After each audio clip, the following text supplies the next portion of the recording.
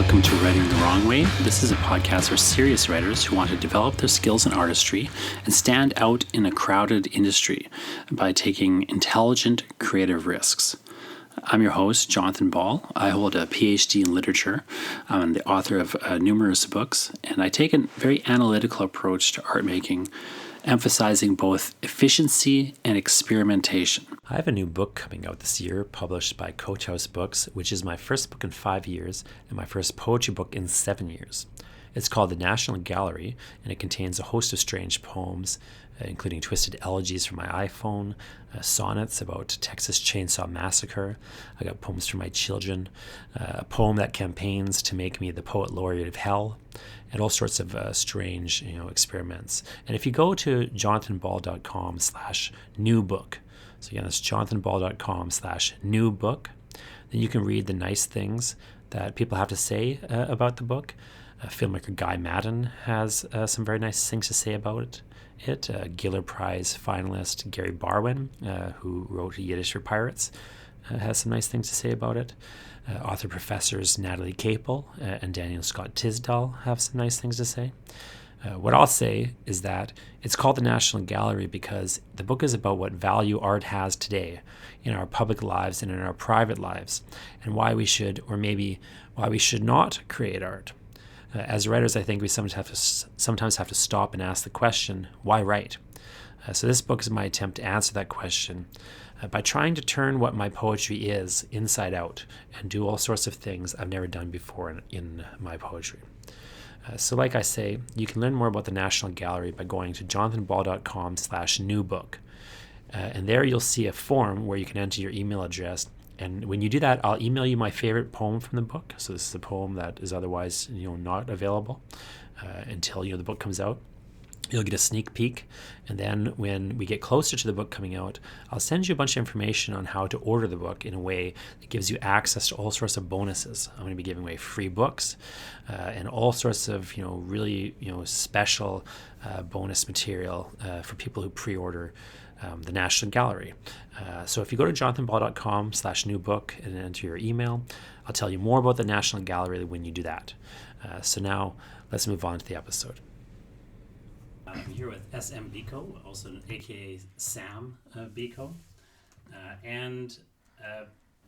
Sam you've written, many things at this point. What would you call yourself, though? Do you call yourself a fantasy author? I don't know. I just, as a catch-all term, especially when I'm at like a convention and I have to think quickly, I just say fantasy author. Sure. And Sam's first book was The Lakeland Library, a standalone fantasy novel, and then she's in the midst of about to release the last installment of a 3-book fantasy trilogy. Yeah, massive, trilogy. These big old books. Massive. They're very large. Yeah. And but her current thing that I'm going to kind of focus on today is a webcomic. Krampus Is My Boyfriend. So you can go to if you go to jonathanball.com/33, I'll have all sorts of links and information about Sam Beiko, but of course Krampus Is My Boyfriend.com is the actual home of the webcomic. That's right. You can read for free online the webcomic, and then sign up as I am signed up to get. Yes, thank you, subscriber.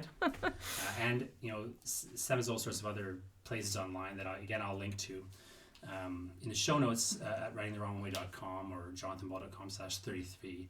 But KrampusIsMyBoyfriend.com is where we get all our Krampus information. And you're just about to release the first, I'm holding like the proof that's falling apart here. I just broke your proof. No, it was already. I've spoken to them about that. That's why it's a proof. So this is the first installment of it's a 48-page. Well, that issue is, it comprises 41 pages of story. There's just 7 pages of extra in there because I really just wanted to just pump it up. But and then all this is available. I guess you can buy it from Sam, of course. Yeah. But you can read it at KrampusIsMyBoyfriend.com, and I kind of test it out as you like. Yeah. So basically, the way this model works is I've put it up online for free so that people can engage with it, and I can kind of develop a following for it. The purpose of creating a limited edition issue for it, just to start out, is also just to see what the reaction is going to be in person. So it is important to kind of start out online for free. But when someone like me, I'm a traditionally published author, but I attend comic book conventions and I do a lot of events where I hand sell and I interact directly with readers. This is going to be an opportunity for me to see live what the response is going to be. So I have no idea because I'm not a comic artist, I'm not a comic writer, and all of a sudden I decided I'm going to be those things. I actually started out as an artist before I went into writing. I was in fine arts. I was determined that that's what I was going to do. I actually wanted to go into animation, but the program destroyed me within a year and kind of broke me in terms of, oh, is this what art is? And I hadn't met any of the current awesome people in the comic community like I know now. So I pivoted and I went into... Don't touch the table. Don't touch the table. Stop touching the table. I'll put this part up, or maybe I'll keep it in. It's fine. Everybody touches the table that this microphone's on. It's hilarious to me because this is actually Sam's has the same microphone. I know, as me. and I also do podcasting. Everybody does. I do it too, though. I'm the worst. To be fair, like it's not just Yeah. But sorry. But anyway, so I have no idea how this is going to go because, I primarily write long-form prose novels, which compared to comics are a lot easier, which sounds, again, like a lofty thing to say to people who who haven't written a book sort of thing. But to me, it's way less intense than this was, and it was only 41 pages. So there's a couple of things I want to talk to you about that. You kind of jumped on my first question, which is like, why give away the webcomic for free? So I actually have some more questions around that, but you touched on a couple of things that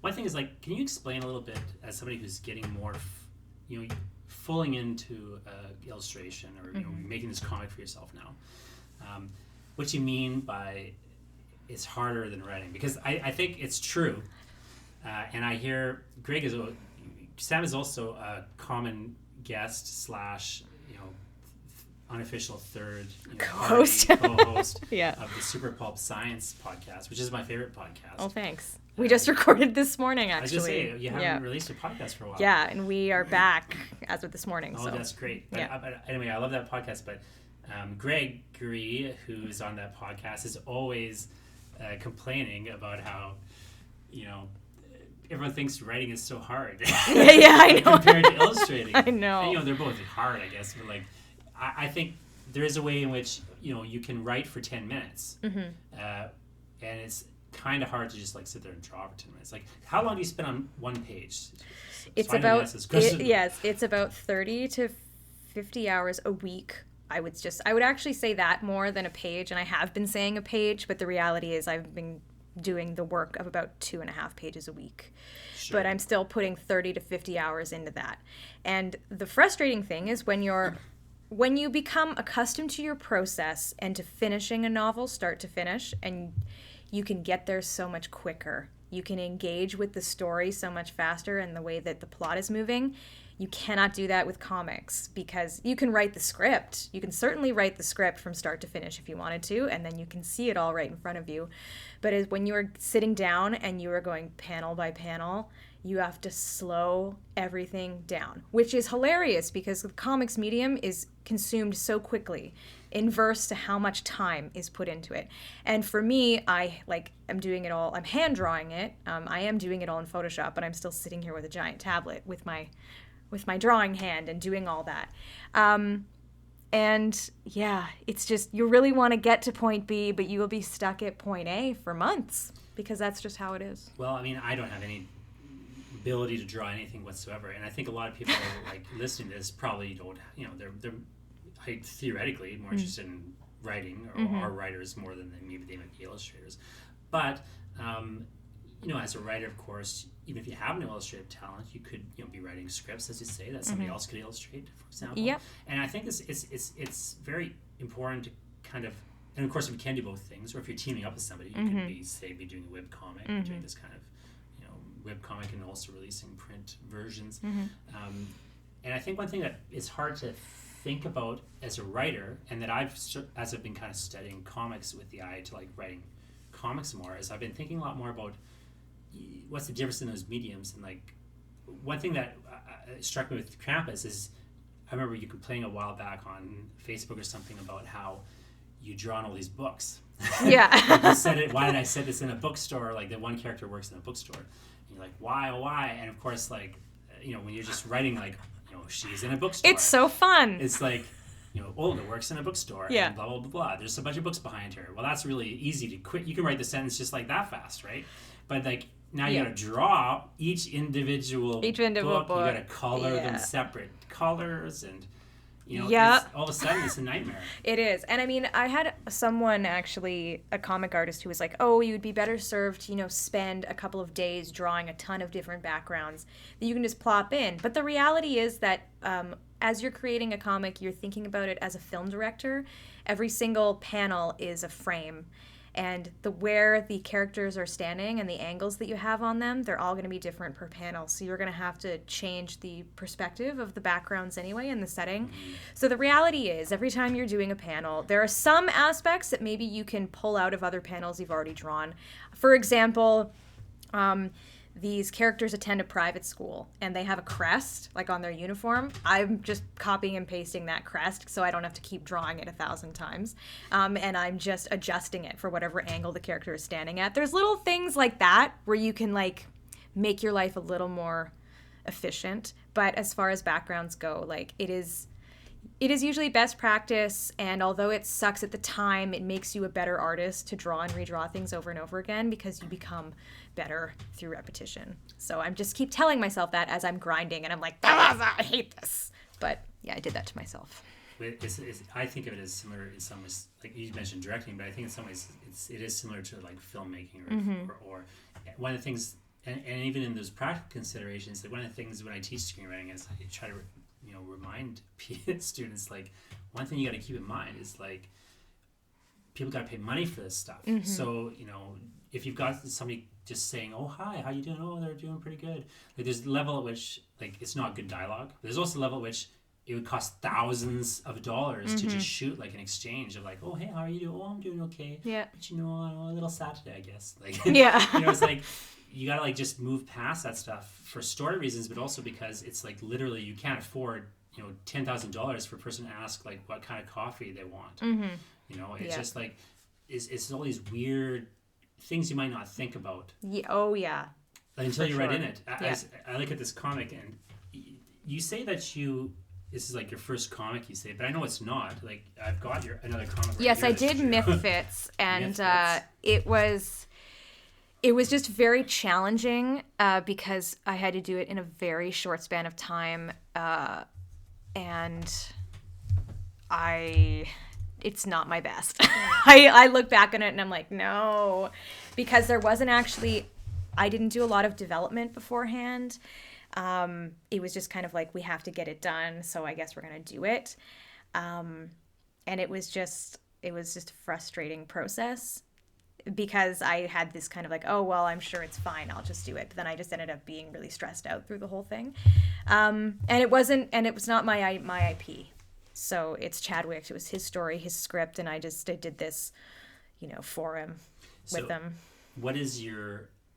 What all other background do you have in comics? Because, like, is this, the first thing you've written and drawn yourself, or, like? Yes. Really? It sure is. So I am a comics editor. I've worked with Hope Nicholson at Bedside Press on a ton of projects. The biggest one and the most recent one was an anthology called Gothic Tales of Haunted Love.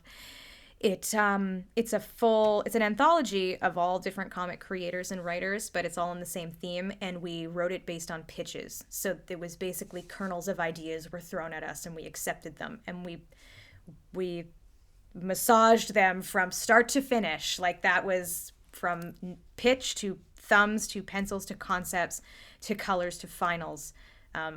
We did all of that. So that was a really interesting process. And I've also worked with independent clients as well on comic scripts. I've worked with Gregory on his Midnight City series and on Infinitum as the editor. And that's a completely different perspective as well. And I've actually found that making this comic and doing absolutely everything myself has made me a better comics editor. There's also another book coming out. It's called Science. The creators escape me right now, so maybe you want to cut this. Science. It's just called Science with an exclamation point. And it's a great YA original comic, and I was creating Krampus while I was editing it, and actually it changed completely how I edited that project as well.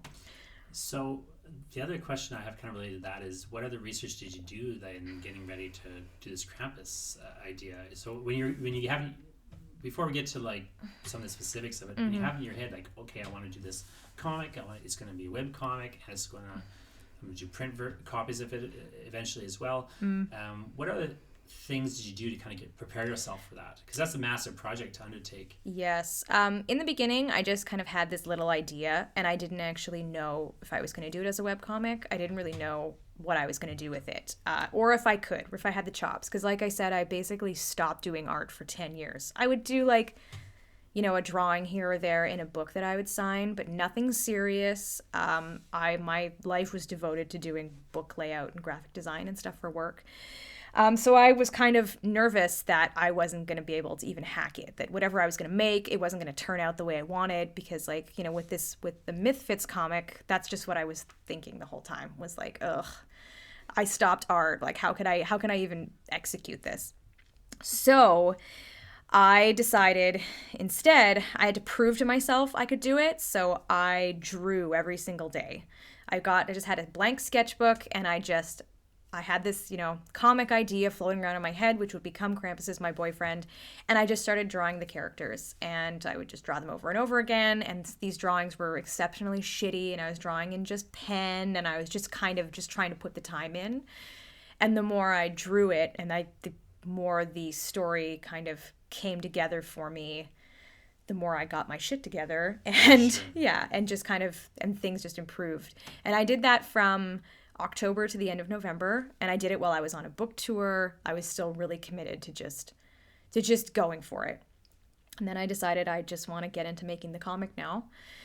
I mean, prior to that, I've read a ton of comics, and not just that, like web comics. So I'm not really a child of the Marvel, DC, like superhero stuff. I didn't grow up on it. I didn't consume that. I really was way more into long form narrative graphic novels, and on being a disciple of webcomics, like ever since they kind of started becoming a thing.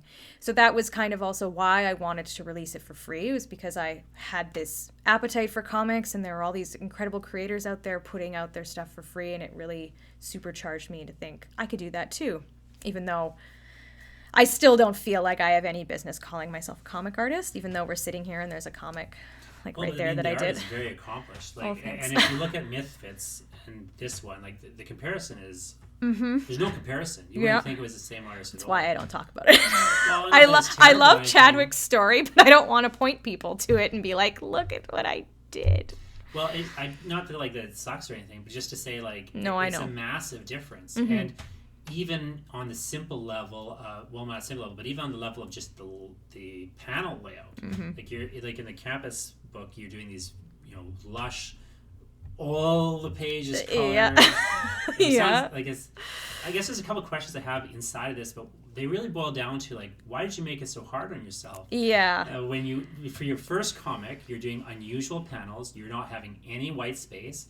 You've got really strange and kind of complicated layouts, even just for where you're like the sequencing of dialogue bubbles often will be very kind of complicated. Plus, you're doing 2-page spreads, even though it's a webcomic. You made a lot of decisions that I guess like normally a person I think would ease into it a bit more, like they'd spend more time they'd write they'd write comics for another artist, and then down the line be thinking, oh, maybe I'll illustrate my own comic one day, if they weren't as confident on their and the funny thing is, like, I'm the reverse. I would only feel confident illustrating someone else's work if I had done extensively work on my own, because I feel like that's my proving ground than going out and, but I have, yeah. But why not say, I get what you're saying. I'm not saying you shouldn't have done this, I'm just no, but that's why I did the inverse. Like, yeah. But if you're more comfortable as a writer than an illustrator,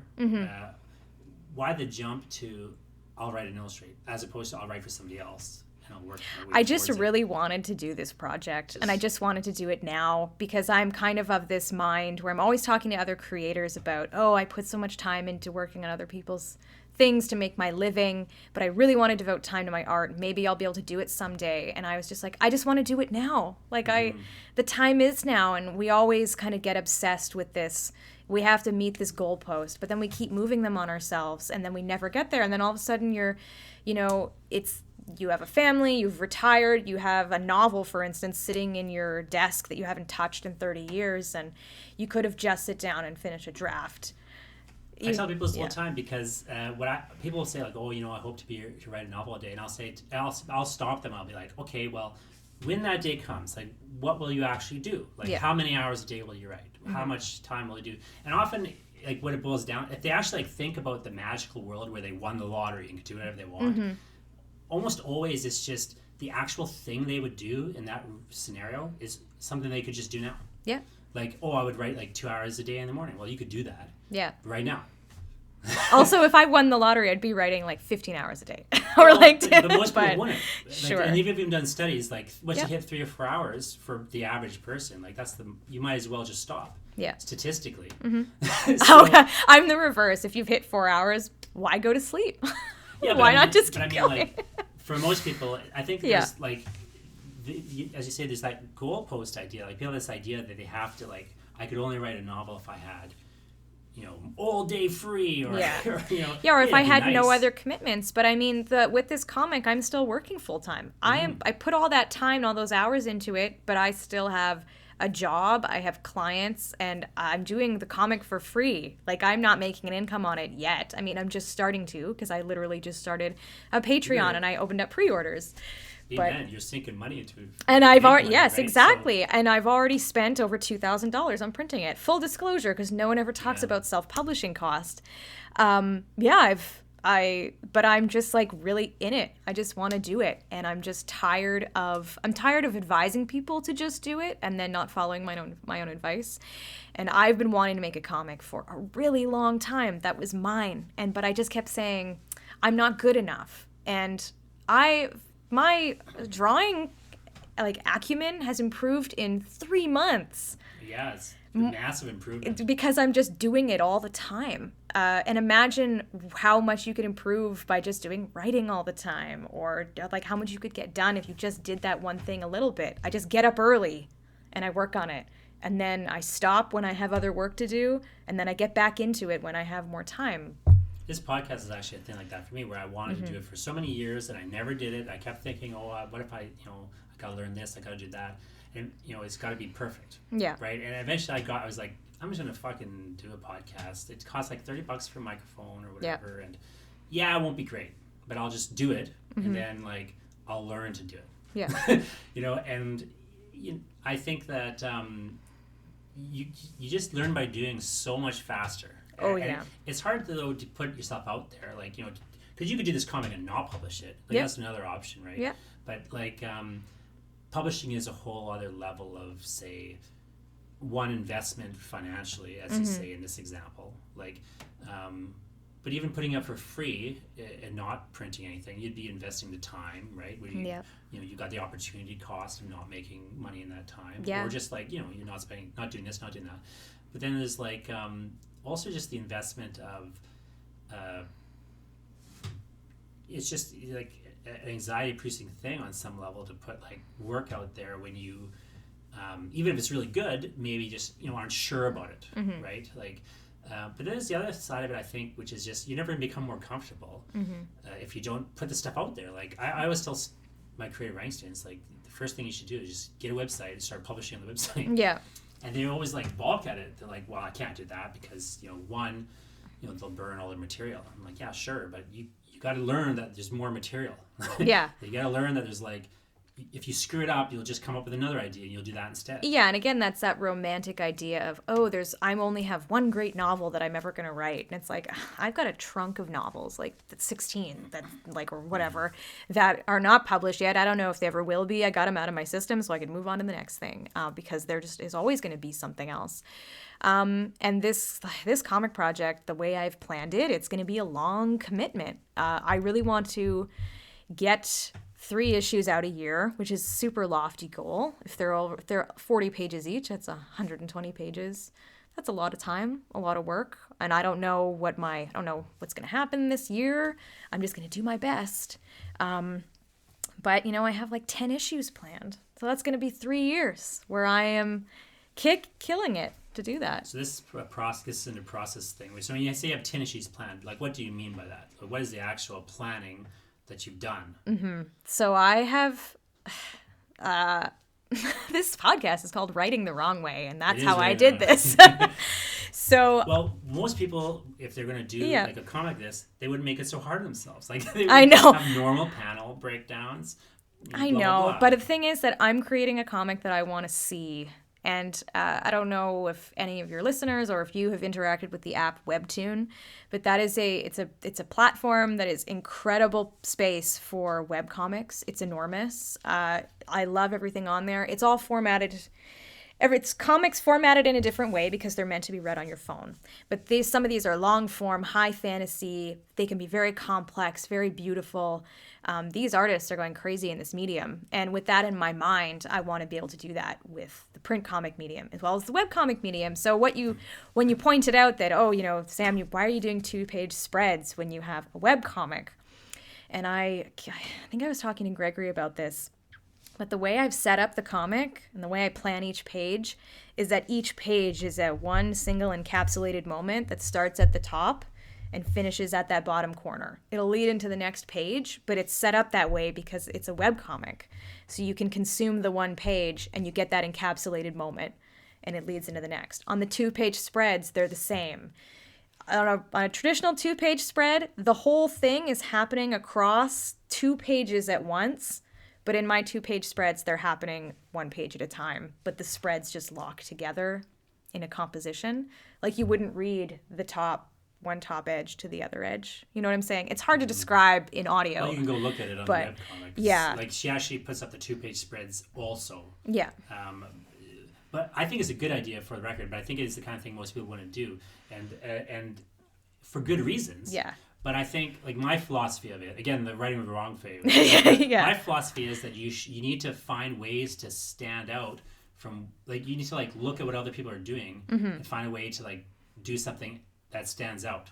Yeah. And I think that, or that just makes you happy, like, when you're doing it. Like, standing, like, I think my advice would be don't spend a ton of time being like, how can I be different from this person, this person, this person?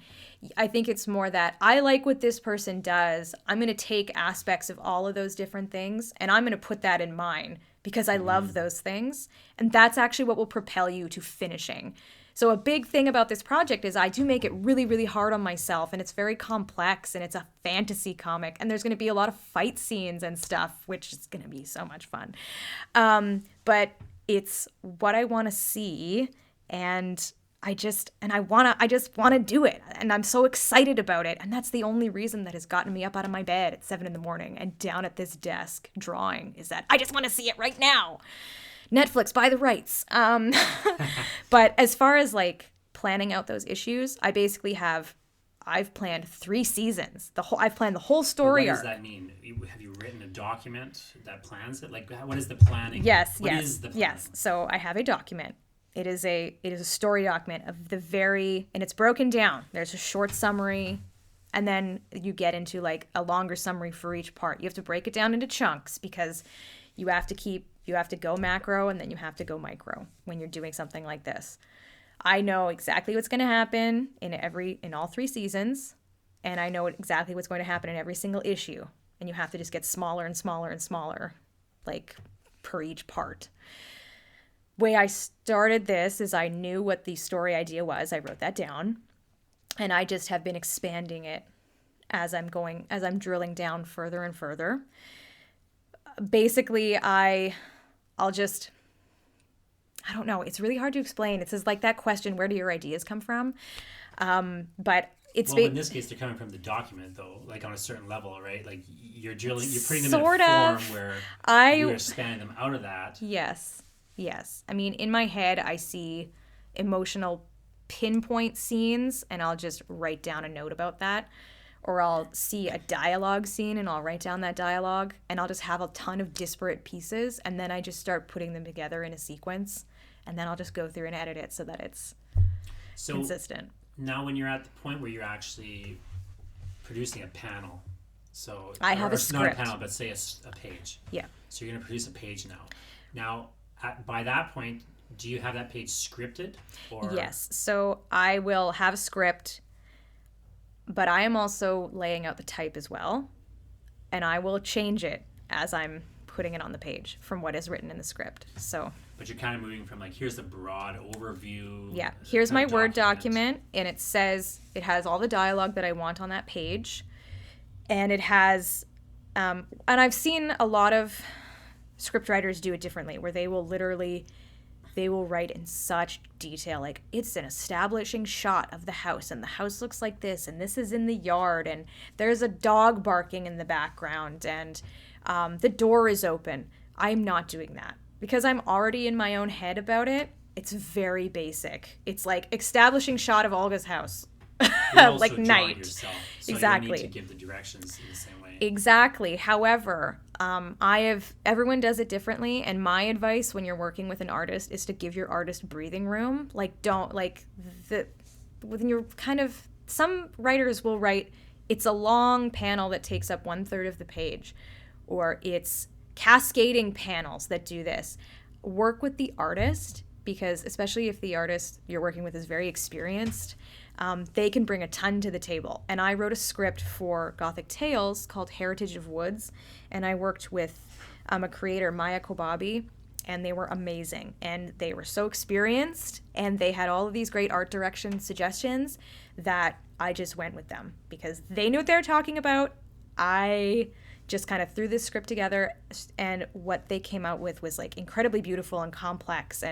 But I went out of my way not to be like, this panel, this panel, this panel, and this has to happen in this panel. I let them just kind of go with it and said, this is what happens on the page, and this is the dialogue that goes into it. And we're being visited by a dog. I was just going to say, those sloppy sounds are the dog, not like either of us eating a banana or something. Sophie, you don't want to be on this pod. You didn't write anything. She just bothered me throughout the whole process. I mean, I agree with that idea of panel breakdowns being kind of overdoing it in a script. Like, I know that's conventional to write. It is, and there are some writers who are like, oh, my vision is my vision and it has to be executed in that way. Then you have to hire someone who is willing to just take marching orders.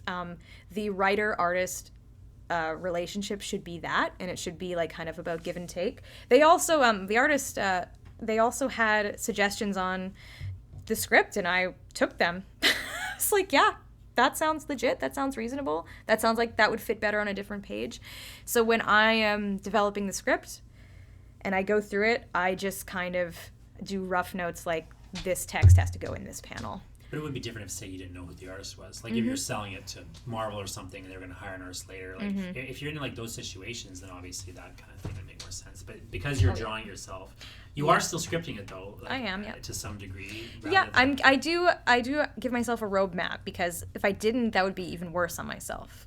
So I have this, I know what's going to go into every issue, but what I've started doing now, and my process has changed wildly as I'm doing this, is that I will put down all the text on the page first, and I'll move it around, and I'll maybe add text, and then I'll start playing around with what panels go where. Sort of storyboarding. Sort of, yeah. I don't thumb anymore. I go right into pencils. Like I know where people are going to be standing in the panel, and I just kind of try to make my pencils as tight as possible.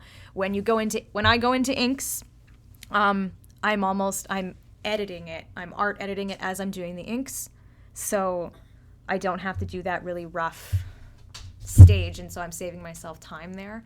But that again comes with experience. But every single panel is a drawing on its own individual basis that can be moved around and easily resized. And there are times when I will lay out all of the text onto a page, and in the script, I'll have stretched it out over 3 pages, but then I'm like, oh no, actually this could just be 1 or 2. And I end up cutting back pages as I'm in the process.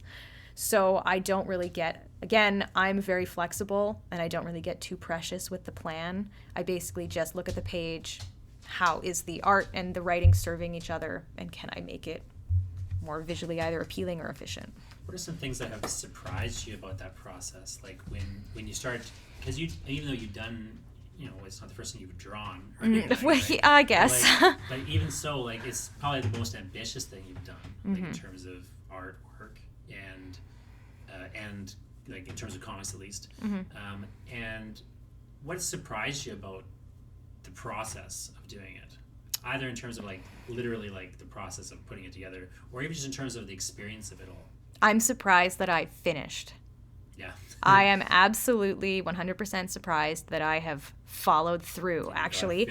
Not even finished, that I actually said I was going to do it, and I didn't. I did it, and that is what kind of has blown me away. Why do you think that? Because you've written you just wrote like a 130,000 page word novel or something. Yeah, sure.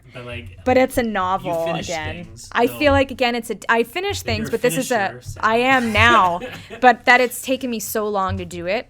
Number one is kind of a big indicator to just let myself do it. And a big thing when I was just kind of developing characters and environments and story was I just kept saying to myself, you're allowed to be shitty. There is nothing wrong with being shitty. It's what matters is that you have this story to tell and you just do it. And I don't know why in this comic medium that I just felt so stressed out. I think a big thing is that it's consumed differently than a novel is. You publish a novel and there's a certain gravitas and a certain credibility and, oh, you wrote this big lofty thing and you're making me hallucinate vividly about these worlds that you did. But when you're drawing it, you're literally showing and you're telling, and there's so much more going on. There's so many incredible artists out there, and it becomes like a ultra inception layers of just comparing yourself to so many other people, but then worrying that it's so easily consumed that people will readily judge it so much faster and criticize it so much quicker. I don't know. Also, in a weird way, comparing yourself to like if you were to say compare yourself to I don't know, a standard comic you pick up, you're actually like it's one person versus like 5 people. Yes, yeah. Right? Because like the writer, the artist, the inker, all that. The letterer, yeah. The letterer, and so it's an unfair comparison in a broad sense. Sure, but like the average person picking it up, it won't know that. Exactly. Won't know those things. Only I will, or fellow comic makers. And again, like I'm also at this point where I have this 48-page comic that is now, it's being printed, it's being produced, but I'm still like, I'm not a comic artist. I'm not there yet. And I've done it. Because it's actually like, it's quite accomplished and complicated art. Thanks. I mean, I'm not an artist, so I guess I couldn't like drill down to tell you all the things wrong with it in the same way. Oh, I could. But I won't. But there is obvious ways in which it's strong, and I think that it. I have a lot of like really. I think it's a really interesting comic. When I'm holding the proof and I'm looking at the first issue, so those 41 pages as a group, as opposed to looking at say the webcomic page by page. When you look at it as a group, there's a lot of like really interesting sort of things you can notice about it. One thing I thought was interesting was how you have this cold open. So you have this cold open of sorts where the story kind of starts in the middle of an action scene, yeah.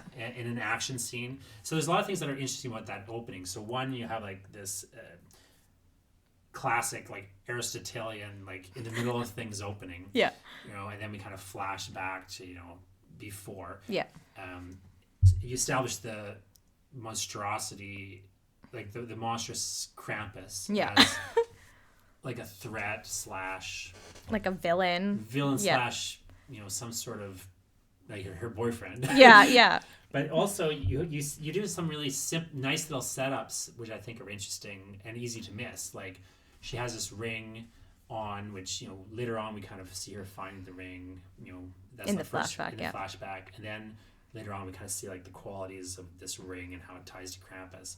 But like she's wearing the ring, and also as she's wearing the ring, she like rips like a fence apart. Yeah. And so it's a really quick, simple establishment of like, okay, this person has like this unusual power, and you highlight the ring. Like there's a lot of really subtle things going in it, and I think it's the kind of thing that, of course, you literally couldn't do that kind of flash forward or whatever you want to call it, then flash back. Mm-hmm. If you hadn't had that kind of plan, yeah, because you just literally couldn't set things up in that same way. Yeah.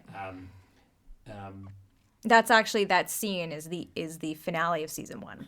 So it's like I already knew how of season 1. So I knew how everything was going to roll out. So I was like, well, I might as well start at the end.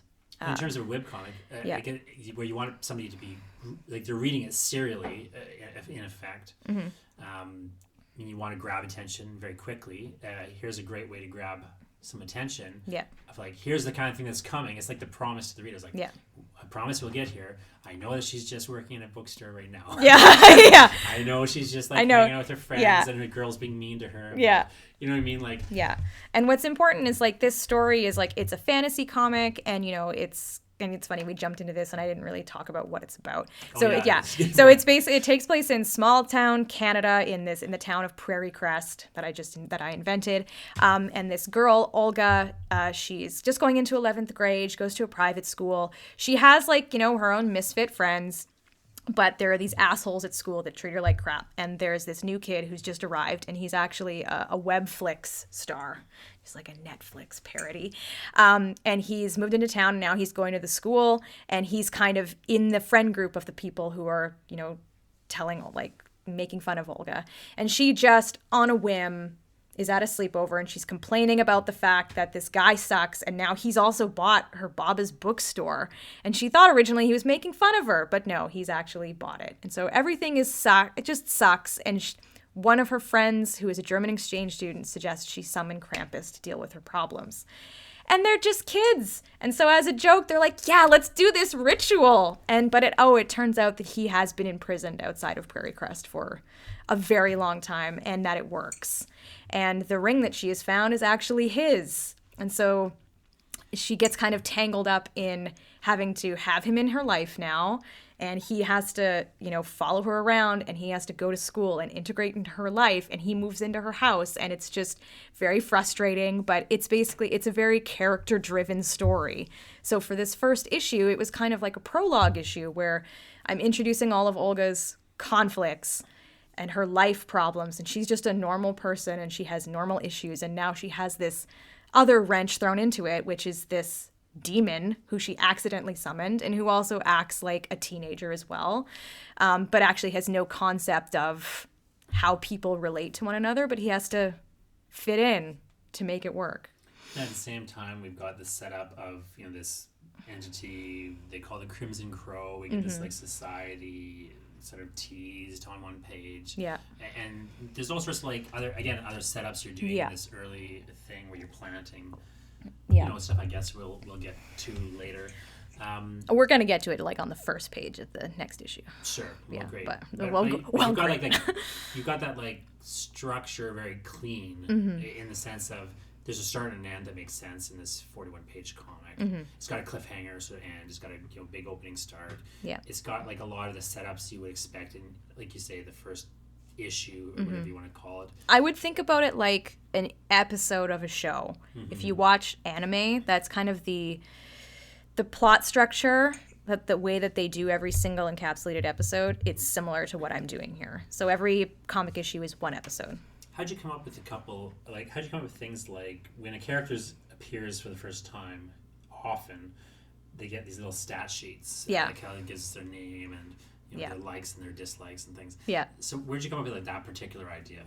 I've seen it used in quite a few comics, especially and just kind of narrative stuff that deals with D&D sort of modules, because I'm really interested in tabletop gaming. And everything is kind of framed. Those little stat sheets are written on a piece of loose leaf you'd tear out of your binder, or something if you, I don't know if you watch Mean Girls, and they have a burn book, which is just has stats on people and stupid stuff that they've done. And I just also thought it was just a really visually interesting way to you get a character right away and what things that they like.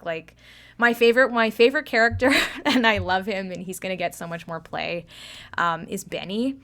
Benny Chalmers. He's in the friend group. It's all girls and then Benny. And he's just everyone says that he's too pure, he's too pure for dislikes, but he really likes gossip. And he makes his appearance by just running up to people with literally like a gossip magazine to tell them that this new kid has come to school. And I mean, it should speak for itself that he's running towards them with a magazine and what his personality is. But his little dislike thing is just question mark, question mark, question mark, too pure for dislikes. Yeah, it's great. It's great, as you say, a great little character intro, almost like a quick character sketch. Yeah, here are the stats. I mean, I thought of it like as a stat sheet, and the other thing I was just sort of thinking on a technical level, what was interesting to me is just in terms of comics. You talked about it a little bit already, but like, how do you figure out where to put the text? Which I guess, as you say, you're kind of doing that first. Yeah, I mean, there are certain principles that you do have to really keep in your mind with comic layout that doesn't have anything to do with like your style. There are certain rules that I am still maintaining.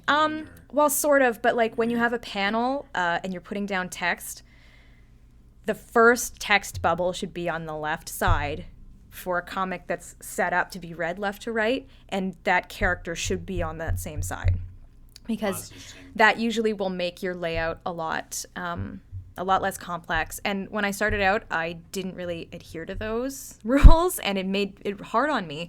So when I went into edits, when I was doing the art edits before print, I made sure that everything was a lot more clear and read a lot better than from what the original was, and made sure like text size was consistent, because for some of them they weren't. But yeah, it's just readability has become a thing that I'm really, really trying to drill down on better. That's a major thing I'm trying to improve, for like who's talking and when, especially. And there's a bunch of scenes, there's like 8 characters in that one scene where they're at school. That was frustrating and exhausting. At one point you use like where the character's not even really there. I have to use a little letter. Yeah. Olga and so on. Yeah. That's an interesting like workaround.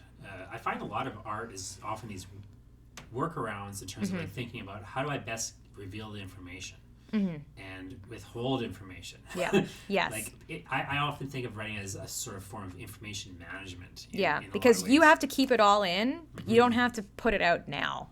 And that's people have a real hard time with that. When I teach younger writers, or even older writers, but like kind of less experienced writers, like they have this tendency of they just want to dump all this information out, and like, well, the fun one, thing we don't about need that information. Exactly. Two, like, now where's the suspense and the interest generated? And by the information? and it's kind of like what's most important for you to get across right now, because it'll get lost in all of this info. Yeah, like in that, there's one page in this issue where I kind of referenced it briefly there, where like this one page, it stands apart. It's kind of in a different layout and style than the other stuff we've been seeing. It's these characters we haven't seen before. Yeah. At that point, they don't appear again. Yeah. We get a bunch of terms thrown at us. Like it's this suggestion that there's an organization called the Verso, and this artificer character who's like sent a Briar Mage after somebody else. We don't know what any of those things mean. Yeah, I know. Like and then point, it's just like, and we're on a bus again. But that's and I think a lot of people they introduce all that stuff in like an over-explaining way, and it's like, well, but really, like, we don't need to understand anything at all except that these people exist. That's that was the whole point of that page. Like, well, who are these people? Well, that's something for later. Like, the whole point of that, like a page like that on one level is just like, here's a bunch of stuff that also is in this world. Yeah. And it's like, keep it in mind, so when it shows up later, like, it matters. And that page actually was not in the script. I just I had the scene in my head one day, and I just started playing around with it as a page, and then I was like, this would be a good transition between. It's the scene where Olga is at school, and she just she hits her mass, like critical mass, and she like tries to throw a dirt ball at someone, but it hits the super hot Netflix guy, and she's just like, okay, well, I guess I'm gonna run away now. And there was this point between that and her after school, and I needed to have something kind of to bridge the gap. And I was like, well, if I were writing this as a novel, I would write a cutscene about the villains. But that's just the first thing that came to my mind. But I really didn't want to, like you said, I didn't want to over-explain what was going on. So I was like, I have to keep it to one page. And the end of the page has to be a transition panel that is out of this little like organization. And it's actually not very many panels. It's 5 panels, I think, for that one page. And it's a lot of text. It's like the head of this organization, the Verso, briefing this woman about her mission. And it's the first time we actually get a mention of Krampus, aside from the huge opening prologue. So it's like, all right, I have established now that there is another organization that has also moved in to this town, and this is their target. Because right after this next scene, they're gonna summon him. They're gonna try to fake summon this demon, and oh, whoops! It does turn out that he's here, which is what these villains suggested. So I really wanted to just set up that conflict, but to not give it all away, but to also be like, there's other stuff happening. It's not just normal mundane stuff. Yeah, and the world is bigger than it seems. Yeah. We'll get into it later, but it's bigger than it seems. There's this, here's some questions you can have. Yeah, exactly. But it's also like, I don't care what your questions are right now. I just want to move forward. It's important to have those questions, right? Like at the early, in a first issue, if you want to think of it that way, but or at the early stages of webcomic, like you want to be planting reasons to read it, reasons to keep reading, right? And like a threat, because what's the thing is about this comic is scale. is that Krampus isn't the villain. He is just kind of like, he's an anti-hero, kind of is forced to become a protagonist. He doesn't really have much play in this issue, except when he gets just in this little dream sequence, and then when he is released, and then when he finally meets up with Olga right at the very end. But he's just kind of like a fish out of water type who just causes a lot of problems. And the whole point of the comic is that you follow him on his emotional growth, as he's just trying to, just like any other teenager, he's just trying to figure out who he is and, make friends, have a life, and all of these things that he never really thought he would, because he's a demon. And I just kind of represent him more as he's like a teenager archetype. Himself. So he's not really the villain. And I wanted to kind of have people right at the offset be like, oh, but there are these other people. Why are they after him? And should they catch him? And I hope not, because he's really I hope people like him when they get more into it. But it's tough because I know exactly what his character trajectory is, and I want to have more about him, but it's it's not the time yet. It's literally going to be the rest of the comic. Just calm down and rein it in. So that has been a lot. But yeah. Well, people should, if you listen to this, go check out krampusismyboyfriend.com, and it's how many pages a week are you putting up now? 3? I'm putting up 2, but I'm making 3 a week. Sure, that's smart. Yeah. Yeah. That's smart.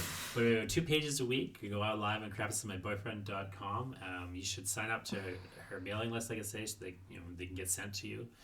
You can, of course, when stuff is out like this, the physical issues, she can tell you about it. And if you participate in my Patreon, you actually get to see the pages before they're put online. Oh yes, that's another great reason to be doing extra pages. Sure is.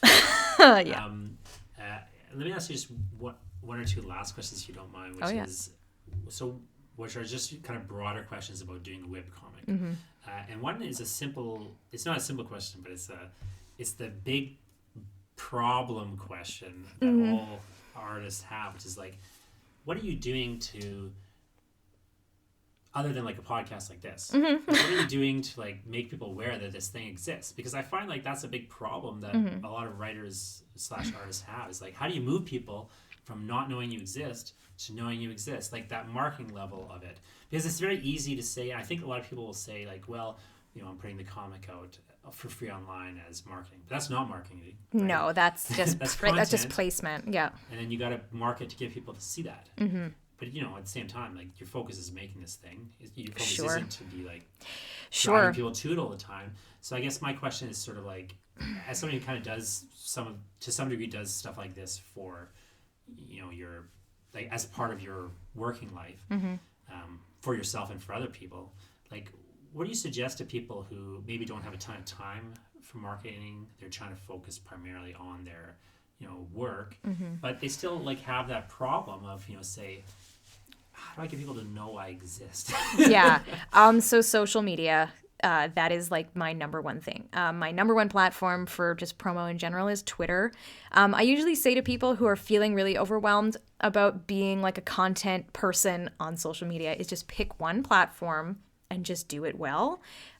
You have to always remember to be doing it in a way where people are getting something back for you in return for you telling people constantly, I have this thing, I have this thing. Whether that's like an insight or like a sketch that you did or like pages themselves. And again, you have to do it in a way that is not pepper spraying them. So you're just incessantly being like, pay money for me.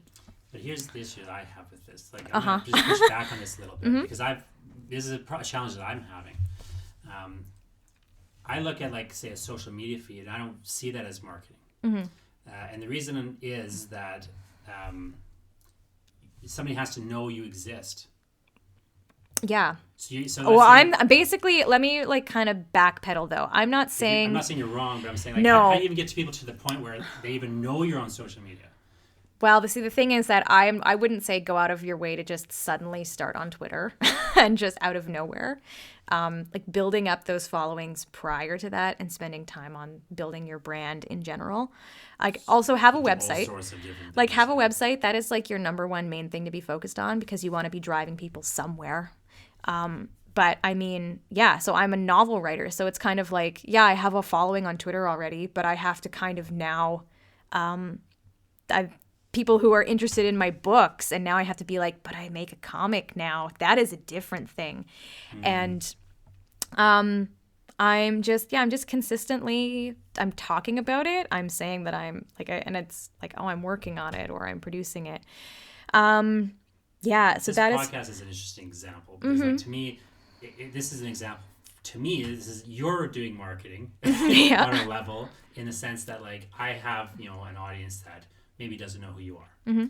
So like some of them do, some of them don't. But like now they know who you are because they heard this. Yeah.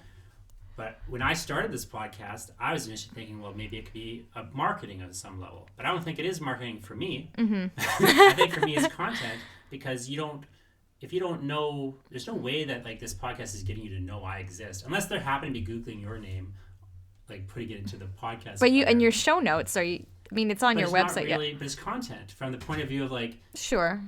If they, so that's fine. Like, so I just have marketing in general is like what you're saying is like awareness is you're making people aware of the thing, but it's also that the end result of it is to drive people to do something. So my day job, segue, full disclosure, is that I'm working in corporate social media right now for a television network, a network that puts out a ton of content, like a ton of content.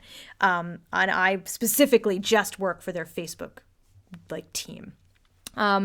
So like that whole thing is every single post has to be driving to something, a tune-in, a promotion, a giveaway, like anything. It has to be engaging the people who are reading it. And they are not shy because they are a large corporation about repetitive messaging and about posting 12 times a day. My job is to manage those schedules, those post schedules. And I see it like firsthand.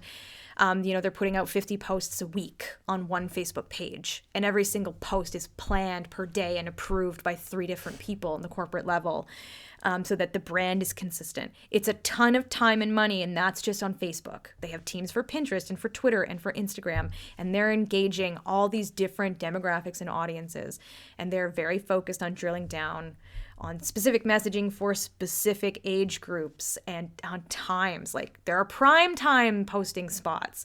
We want to get it in front of people like first thing they see. So we put it up at 3 a.m.